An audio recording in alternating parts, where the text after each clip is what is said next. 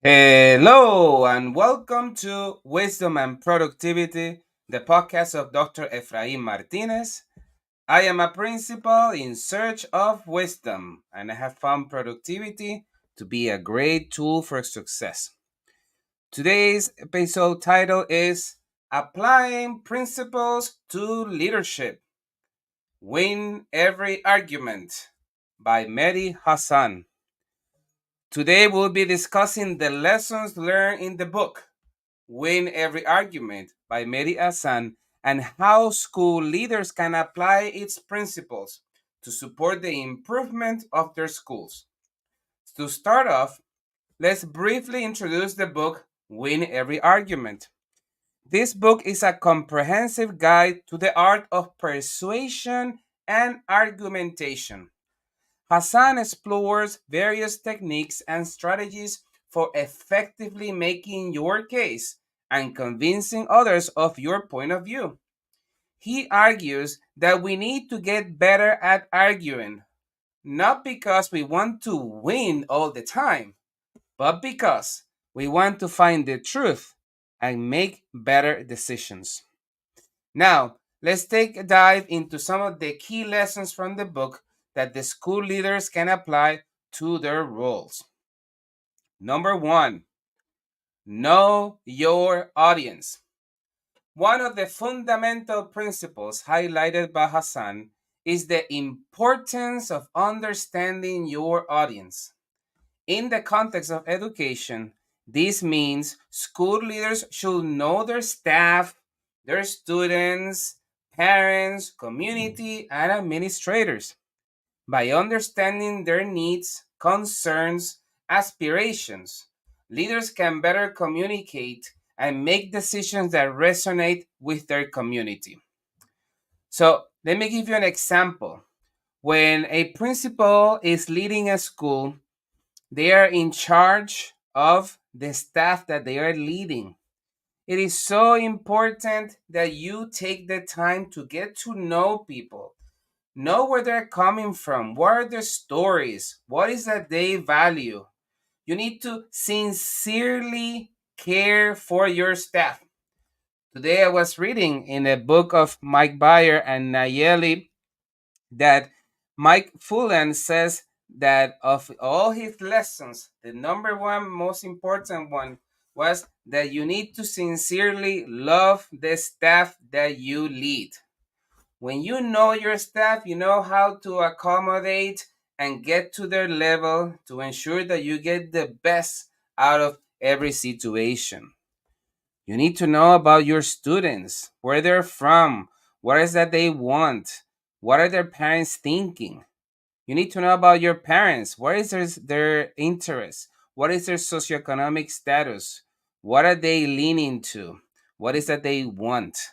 When you are fully aware of the spectrum of where everybody's coming from, you are better able to position yourself in a way that you can communicate to people, get to their level, be able to empathize with them, and ensure that you can win an argument, not for the sake of winning, but to obtaining what is the best for the students and your school.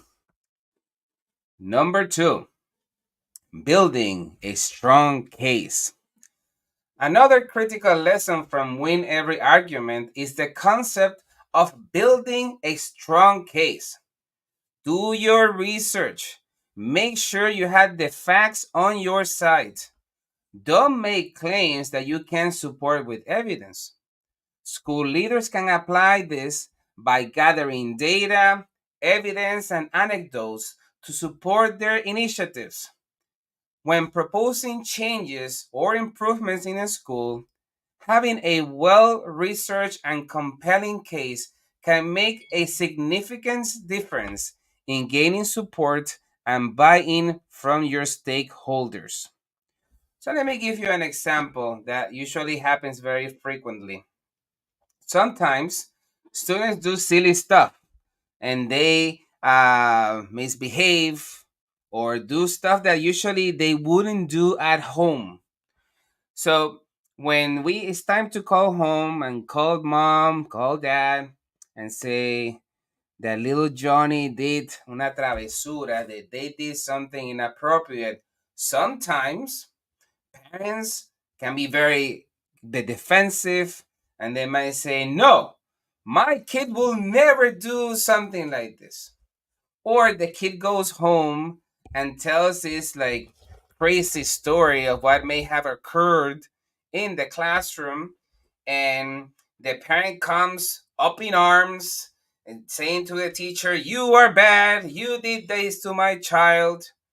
But when you have your evidence in place, you can calmly say something like, I understand where you're coming from. I see that you're feeling very offended.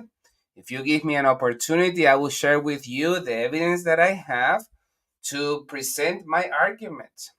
And then, for example, you can share a log that you have of the discipline issues the students have had during the year. So you can show with evidence, time, date, location, consistency, the actions that the students have made. In that moment, the parent for sure will be like, oh, wow, I didn't realize my kid was doing stuff like that. What can I do to support him or her? So this parent is probably going to be disarmed because you have all this evidence to show what your position is, and you can put away every doubt that you are acting against them. Another example is that sometimes you might lead with an abusive supervisor. That has happened to me a few times. And a few times I have fallen because they had caught me off guard. But there was this one time when I had a supervisor that was quite rude. And I noticed that the supervisor will call me and tell me instructions, will text me something else, will come in person and tell me something else, and then they will email and they will say something else. So it occurred to me that I needed to start collecting the evidence of what was occurring just in case. And guess what? At some point, the supervisor truly wanted to harm my career. And the supervisor presented some allegations that were completely false. So I made a complaint and I went to the highest authority and I was able to present my evidence. And guess what? Case closed. All charges were dropped because I was able to prove that this supervisor was having a pattern of abusive behavior towards me.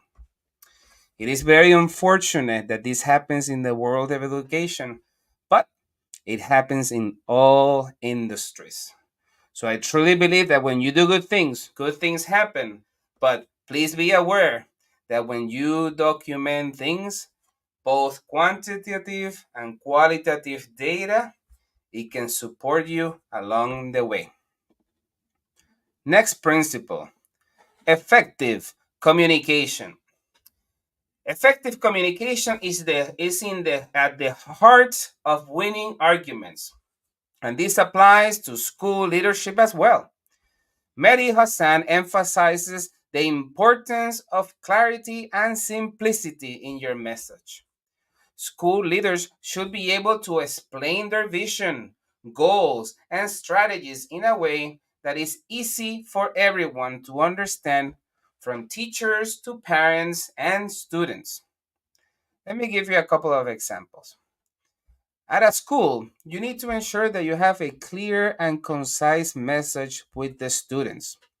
Because when the students have a guide, they will follow your lead.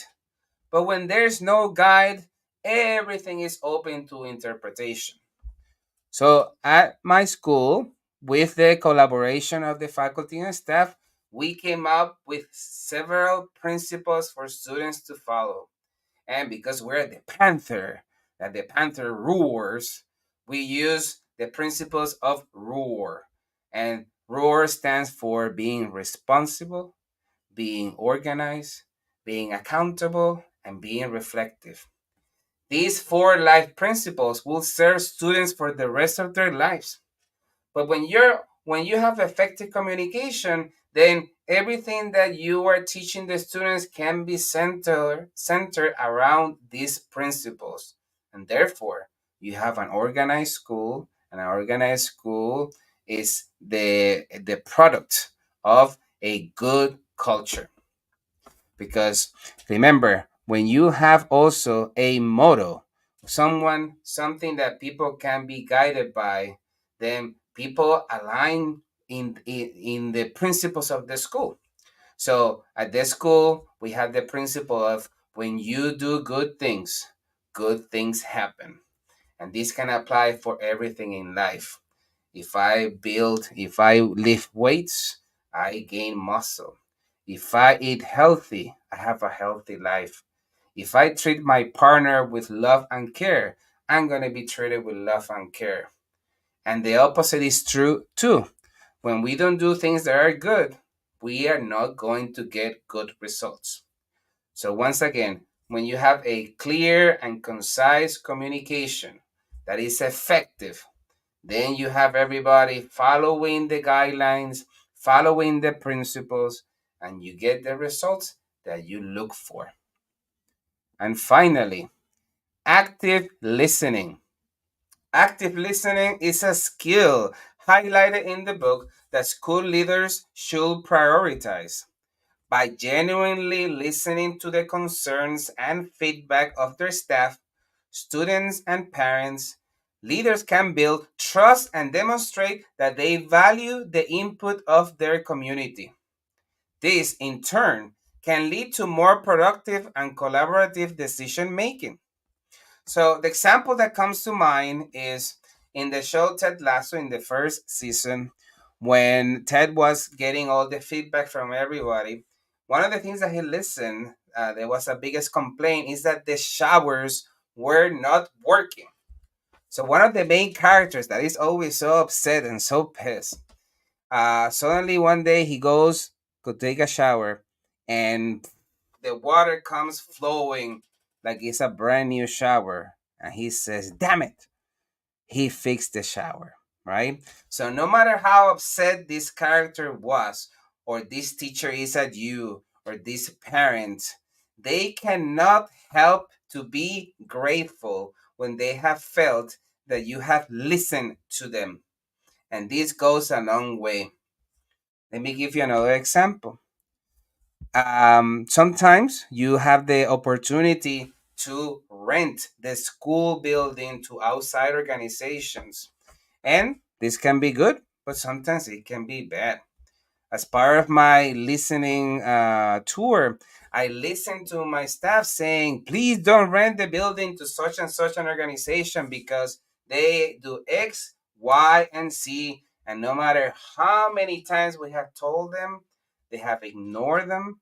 They have ignored our rejections. They have ignored our complaints, and they still do this problem, and we have to deal with the results while at the same time trying to meet the needs of students. So I listened to that, and that was a quick gain for the school because I was able to stop that immediately. And then guess what? People started realizing, wow, he did listen to us. He empathetically listened to us and did modifications based on feedback. People value that, and people start respecting you because you have respected them. And finally, the final principle, handling opposition. In any leadership role, there will be opposition and resistance to change. Hassan's book provides strategies for handling opposition gracefully. By actively listening, providing evidence, addressing specific concerns, fostering open dialogue, highlighting benefits, seeking compromise, and following up, you can handle opposition in a way that not only addresses concerns but also builds trust and support for your leadership decisions within the school community. So when I was a principal in Chicago, sometimes I had meetings, what I call discipline meetings with employees, and I will meet with representatives of the union before the meeting with the teachers.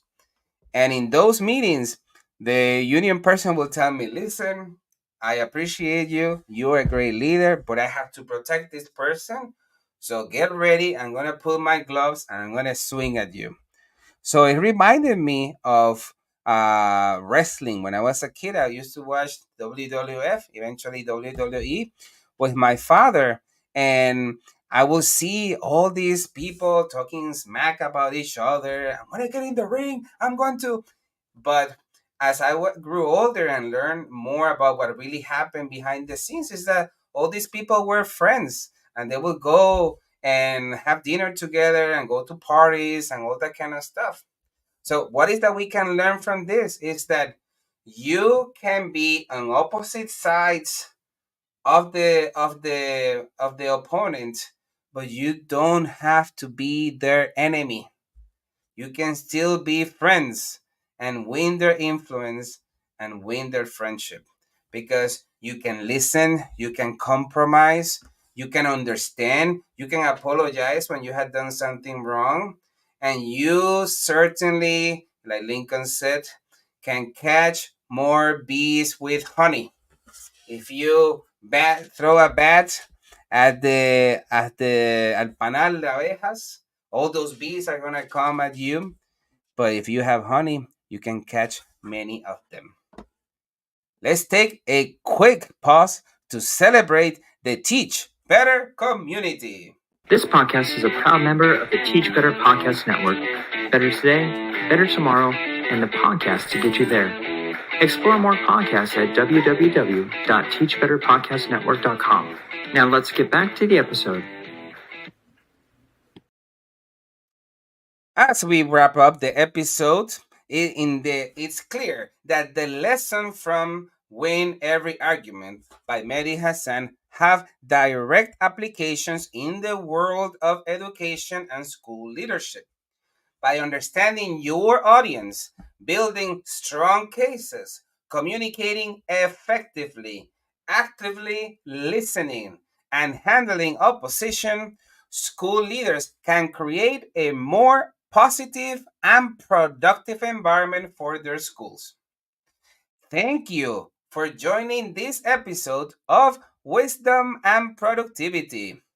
We hope you found these insights from Mehdi Hassan's book valuable and applicable to your role as a school leader. Please keep in mind, effective communication and persuasion are essential tools for success in education and beyond. Until next time, please remember, when you do good things happen. Thank you for listening to Wisdom and Productivity, the podcast of Dr. Efraín Martinez. Chulu. And I love that production. Chulo out.